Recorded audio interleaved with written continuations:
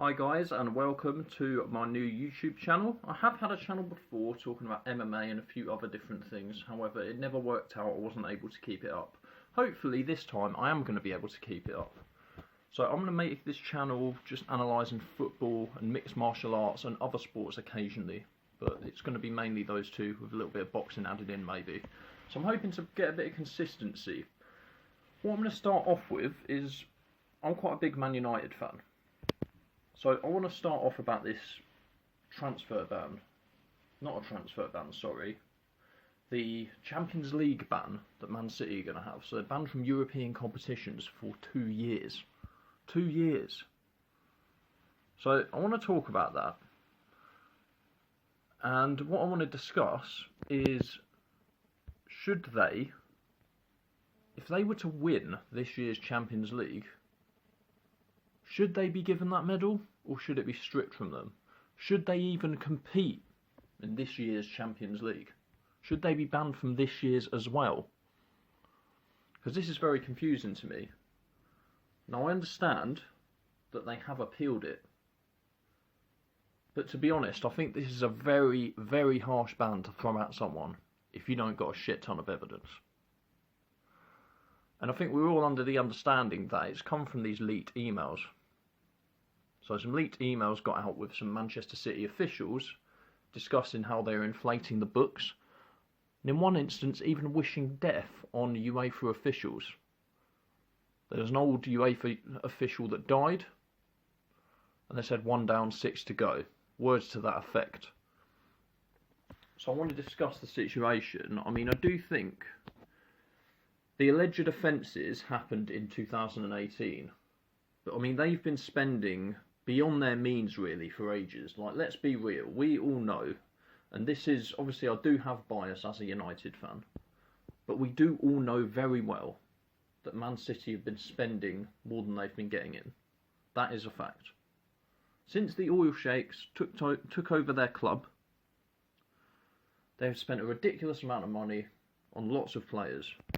It started with the likes of sort of Martin Petrov, Craig Bellamy, Ilano, Robinho. So that was, they started spending a lot of money in those days, and even in that market, like 32 million for Robinho, that doesn't sound a lot because of the amount of signings they've made now, but that is a lot of money at the time that we're talking about. The time that they signed him, that was a lot of money. So they were spending a lot, and I think that if we're to be believed that they're the rules of financial fair play are that they cannot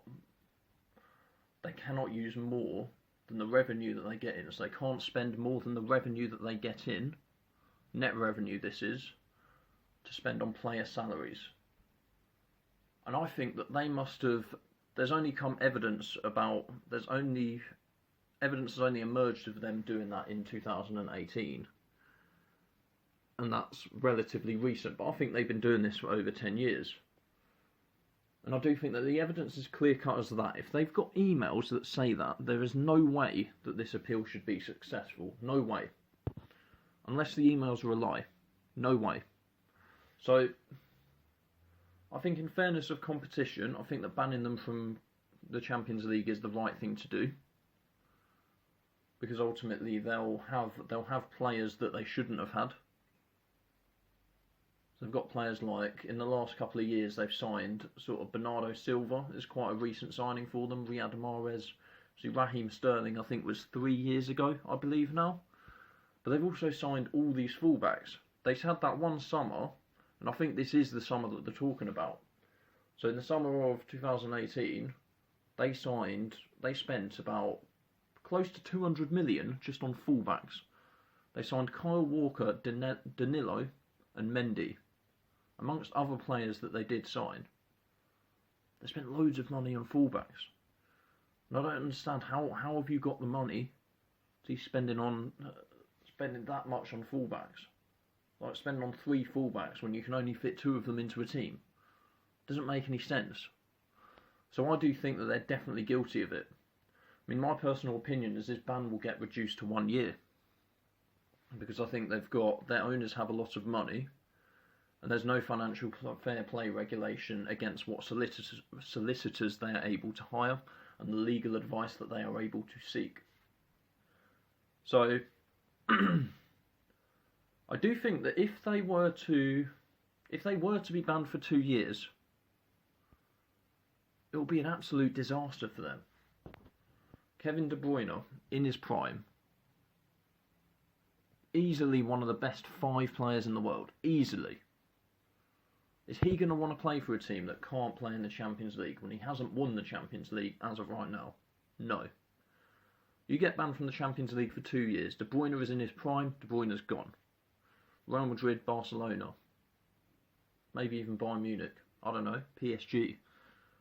You go to any one of those teams with the hope of winning the Champions League. You say the same about Aguero. He's coming to the end of his days now. He wants to go back to Argentina in, I think, 2022. You think he's going to spend his last 2 years before he goes there at Man City with no Champions League? I don't think so. I don't think so. So it's quite obvious that the consequences would be disastrous. There's also players like Bernardo Silva and Sterling who have just become sort of world-renowned entities in the last year or two. So they've become world-renowned very recently. So they're going to want to spend time at City with no Champions League football. Again, it's hard to see a lot of these players staying. City won't have a squad. They won't have a squad, and I don't think they'll have a manager.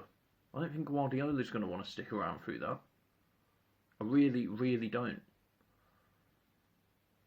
Because their money's going to go down. They're not going to be able to spend what they have been spending. Guardiola has never been at a club where he can't spend whatever he wants. Never. And this is why, even though I hate Liverpool, I'd always say Klopp's a better manager. Always. So the point of this video, really, just to get people's opinions and just to ask a bit of a question. If they were to win the Champions League this year, what happens? What happens?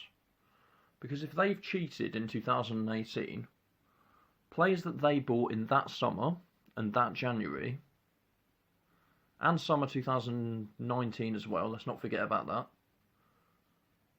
So all those transfer windows, that's potentially 3 transfer windows, have been done on inflated books. And that's at least 3. There's probably more. So been done on inflated books, and the players that they've got from those inflated books, those 3 transfer windows, they're still at the club now. So is it fair that they still compete in this competition and that they could win it through players that they have gained through cheating? There's players that they have signed through cheating for the last 2 years. If this is correct, of course, if this is proved to be correct, they have cheated for 2 years. So why should they not be banned from the Champions League this year? Why should they still be allowed the chance to win it? And it's just like the Premier League. I mean, they're not going to win that. They're not going to win that this year because Liverpool have won it by miles. We all know that. However, what about next year when maybe some of those players are still left over? What about last year when Liverpool pushed them within 2 points? Liverpool were in 2 points of them. Manchester United came second the year before that. So, what's happening with that? Are we just going to discount those and pretend that they didn't? We're going to pretend they didn't cheat in the Premier League? So the Premier League is a whole different question. The question that I wanted to ask to everyone and just provide a little bit of analysis on is the Champions League. If they win it this year, what happens? What happens if Manchester City win the Champions League this year? And should they still be allowed to compete in the Champions League this year? If you want to answer that question, please leave a comment.